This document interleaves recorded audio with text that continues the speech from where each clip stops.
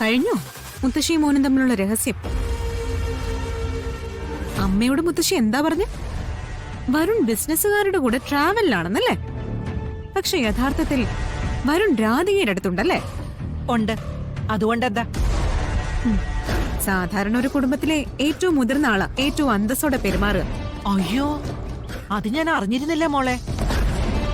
അങ്ങനെയായിരുന്നെങ്കിലേ ദേവനാരായണൻ തിരുമേനിയുടെ വീട്ടിൽ ഏറ്റവും അന്തസ്സോടെ പെരുമാറേണ്ടിയിരുന്നത് നിന്റെ മുത്തശ്ശിയായിരുന്നല്ലോ.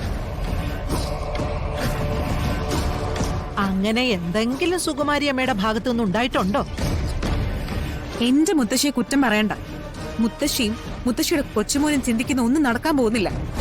ചിന്തിച്ചിട്ടുണ്ടെങ്കിൽ അത് നടത്തിയിരിക്കും. നിനക്ക് ചെയ്യാവുന്ന കാര്യം എന്താണെന്നറിയൂ? അവര് കണിമംഗലത്തേക്ക് തിരിച്ചു വരുന്നതിന് മുമ്പ് നിന്റെ സാധനങ്ങളൊക്കെ എടുത്ത് ആറ്റുവാശ്ശേരിയിലേക്ക് പോവുക. അതാ മാന്യത. ദേവനാരായണൻ തിരുമേനി കൂടി അറിഞ്ഞ സ്ഥിതിക്ക് നീ അവരുടെ ജീവിതത്തിൽ ഒരു കരട് മാത്രം. എപ്പ വേണമെങ്കിലും എടുത്ത് മാറ്റാവുന്ന കരട്.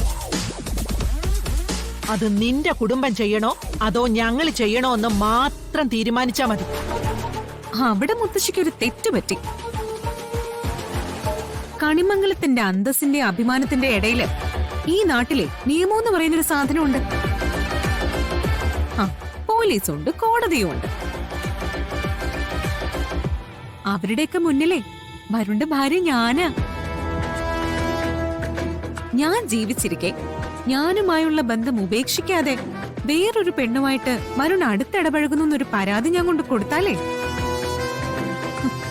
മുത്തശ്ശിയുടെ കൊച്ചുമോൻ അഴിയെണ്ണും. അതിനെ പ്രേരിപ്പിച്ചതിന്റെ പേരിൽ ചിലപ്പോ മുത്തശ്ശിയും കോടതി കയറി ഇറങ്ങേണ്ടി വരും. പിന്നെ ചിലപ്പോ കണിമംഗലത്തിനെ ഈ അന്തസ്സും പാരമ്പര്യം ഒന്നും ബാക്കിയുണ്ടായെന്ന് വരില്ല.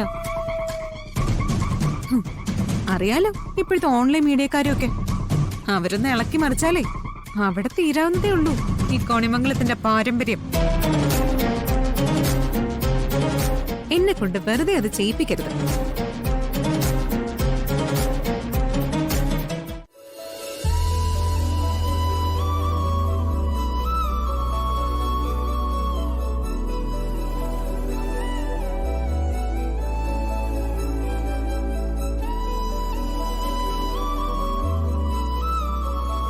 ഓരോ ശ്വാസത്തിലും അത് ഭഗവാന്റെ ചൈതന്യമാണെന്ന് തിരിച്ചറിയുന്നതാണ് യഥാർത്ഥ ഈശ്വരഭക്തി.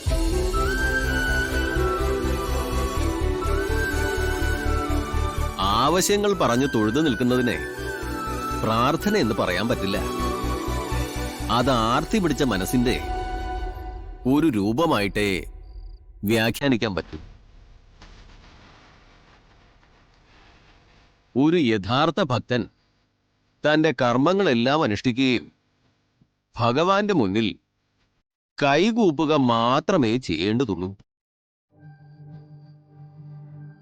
പ്രാർത്ഥനയുടെ ഫലം നിശ്ചയിക്കുന്നതും അയാൾക്ക് എത്തിക്കുന്നതും ഭഗവാനാ. ചോദ്യങ്ങളില്ലാത്ത ഉത്തരമാണ് ഭഗവാനും ഭഗവാന്റെ പ്രവർത്തികളും. കൃഷ്ണ.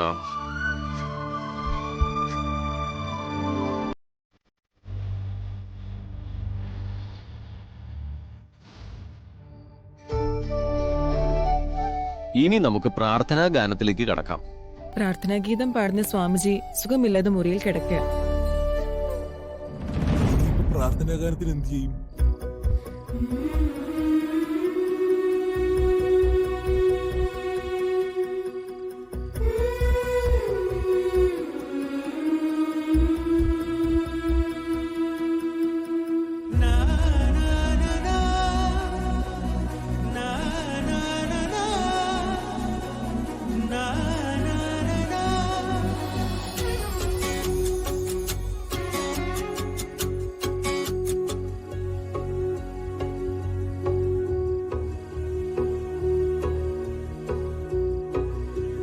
മോളെ രാധിക, ഇവിടെ വരൂ.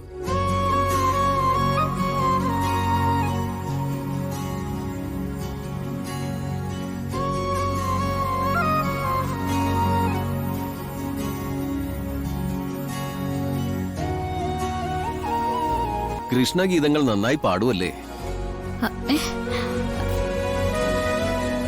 അല്ല അത് കുട്ടികളിൽ ആരുടെയോ തിരിച്ചറിവാണ്. കുട്ടി ഇവിടെ ഇരിക്കും.